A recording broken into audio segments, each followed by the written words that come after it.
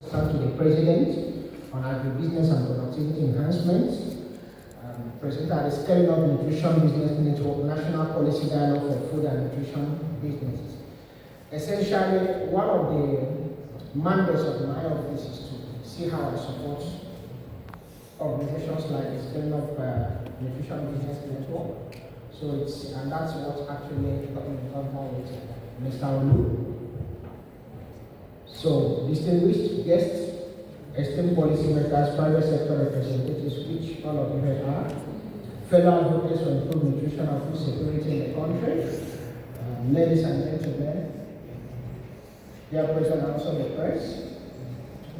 As you all know, we are facing a complex and urgent challenge regarding nutrition in Nigeria, food security and nutrition. They work hand in hand. Millions are grappling with poor diets and inadequately supported food systems that jeopardize their health and well-being. As we all know, Mr. President believes in this mantra, let their food be their medicine and let their medicine be their food. That's why, on assumption of office, the National Nutrition Council, which is under the Vice President, mandated all the ministries in Nigeria to have a nutrition department, not nutrition division or nutrition unit. In fact, in the last meeting, I guess Mr. Joe was there, the outgoing director who was heading a unit in the Ministry of Budget and National Planning,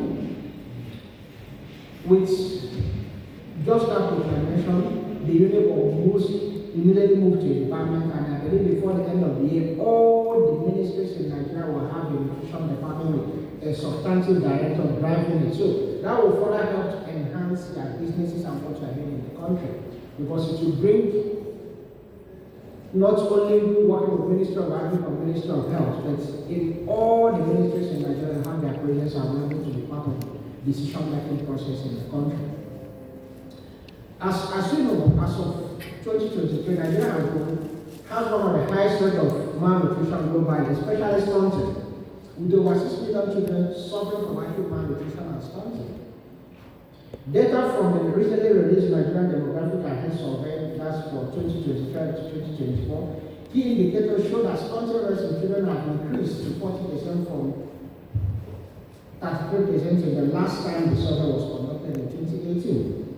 For families, especially the most vulnerable, those living in rural areas in slums, low-income earners, basic minimum wage earners, access to safe, nutritious, and affordable food remains elusive.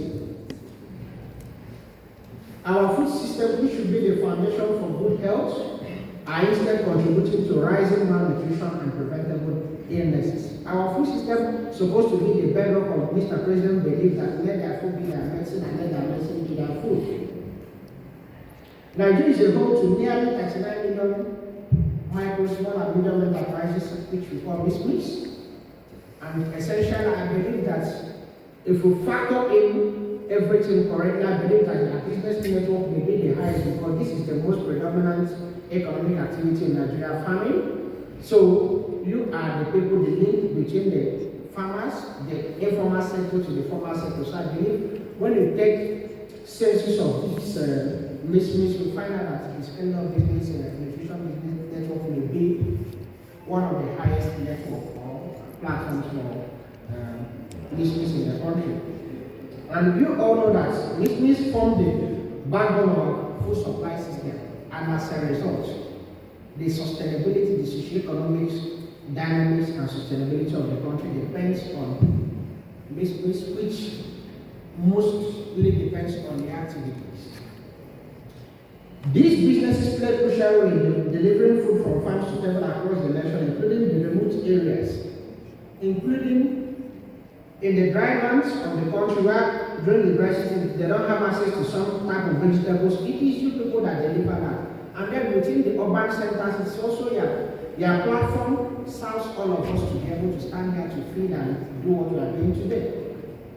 However, they face significant barriers such as economic pressure, the current inflationary shocks in the country, and rising production costs as a result of that inflationary shock.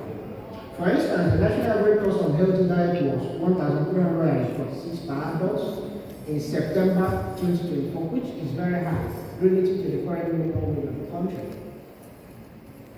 Coinciding with an alarming inflation rate of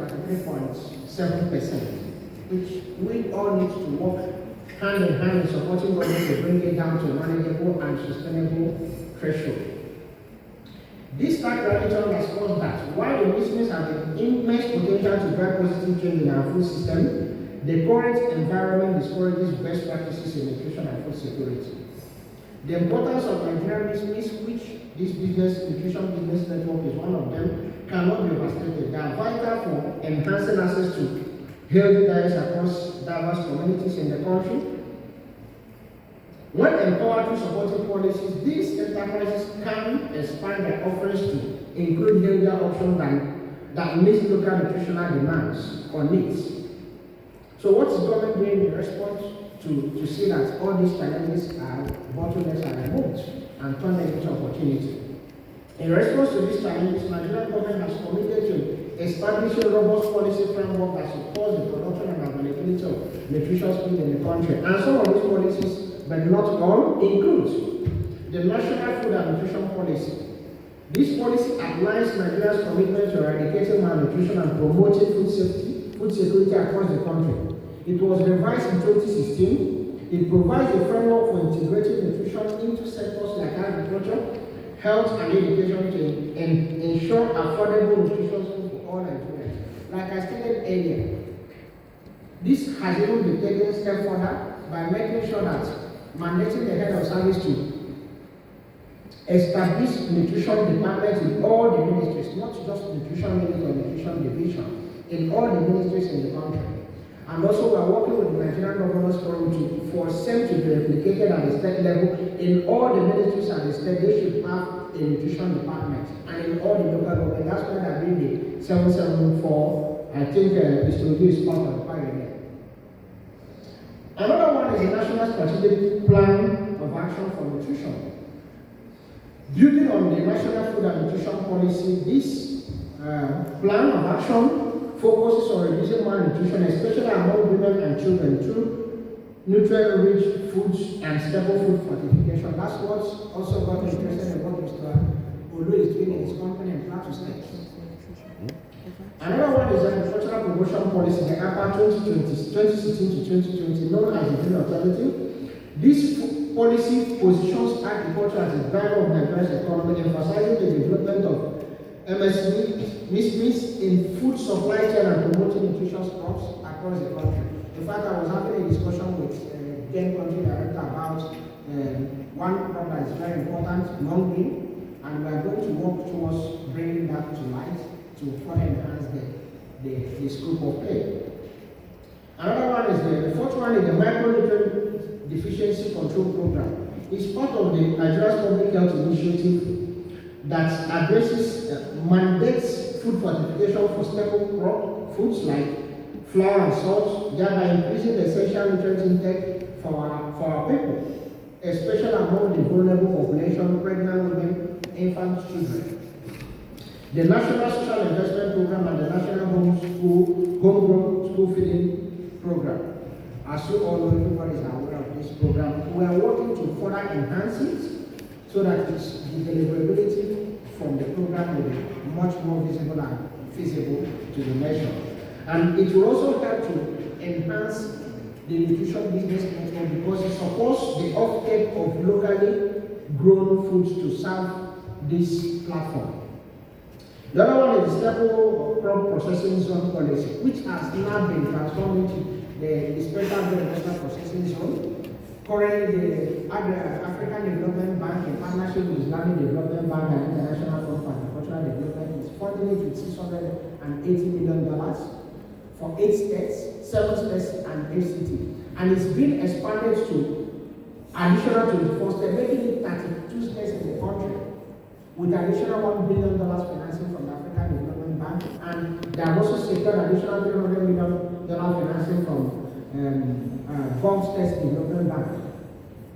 So the policy encourages rural investment, supporting agribusiness cluster that processes crops, livestock, and all food products, improving access to fortified foods, and incentivizing food processing companies to focus on affordable and nutritious products. I saw a chart yesterday where somebody was saying in terms of food wastage, Nigeria is the highest. True, but look, we say produce. Because we lack the capacity to process these perishable food products into products with longer shelf life. So that's why this policy, previously it was the proper processing zone, and now is the special agri-industrial processing zone. Is try to, all of you will also look, once it comes up, from wherever you're operating, try to find out what's going on so that you find their company, a shop within that ecosystem that enjoys special tax and financial incentives from government and the development partners too. The Nigerian Industrial Revolution Plan, by offering incentives for local food manufacturing, this plan enhances the availability of locally produced nutritious food in the market. And the last and not the least, the food safety and quality bill. This upcoming bill, which we believe strongly that will be passed by the National Assembly and signed by Mr. President, will provide a unified framework to ensure food safety and quality, protecting public health by ensuring all food grains safety standards, and also helping to open up access to international market for all the business executives here today. Because one of the limiting factors to exporting our food products, agricultural products in the country is the sanitary and phytosanitary measures according to WTO. So by signing this bill, all of you will now be held accountable to whatever you produce. These policies reflect Nigeria's commitment to improving nutrition through agricultural support, food fortification, and food safety. They also highlight the importance of collaboration with private sector to encourage locally sourced nutritious food that are affordable and accessible.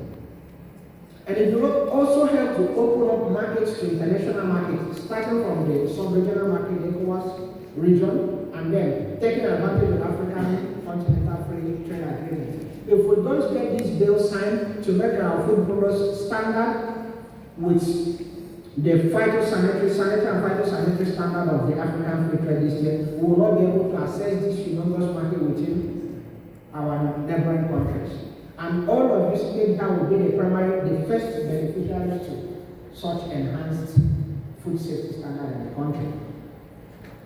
Therefore, policies advancing nutrition needs champions like you, government leaders, like the president and the vice president, which both of them are representing here today, business executives like you also here, development partners and community advocates, key gatekeepers within the nutrition ecosystem in the country.